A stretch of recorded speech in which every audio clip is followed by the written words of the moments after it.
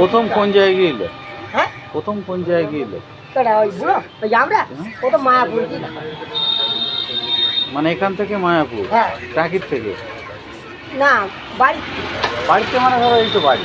হ্যাঁ, এই বাড়ি না, ডন্ডার দোকান তো অনেক রাস্তা। চন্ডিঘাটের ভিতরে ধরো হ্যাঁ। কলকাতার দিকে। হ্যাঁ, তারপরে মায়াপুর হয়ে মায়াপুর হয়ে গেলে তোমার ওই সেই কি বলতুন বালিয়ে ও বর্ধমান।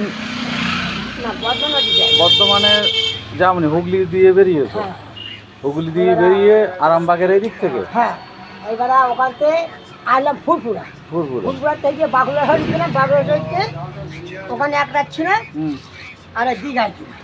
দীঘার থেকে কি নিলে? দীঘা তো মাছ নিলাম, ইলিশ? ইলিশ মাছ আর এই গাগা টেংরা। ইলিশ কত করে নিল? ও 9 টাকা করে। 900? সাইজ কেমন? 1 কিলো 200 করে বলবে। ওখান থেকে আবার সাইকেলে বাড়ি, তাই তো? হ্যাঁ, তার মানে তিনটা দোকান ছিলাম দীঘা।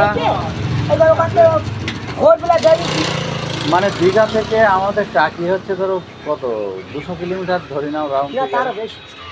200 কিলোমিটার। আর এখান থেকে আবার শান্তিপুর যাওয়া, হুগলি হয়ে হ্যাঁ। মেদিনীপুর, যেহেতু ওটা পূর্ব মেদিনীপুর পড়ে দীঘাটা, তার মানে প্রচুর রাস্তা সাইকেলে যান। হ্যাঁ, দিছি।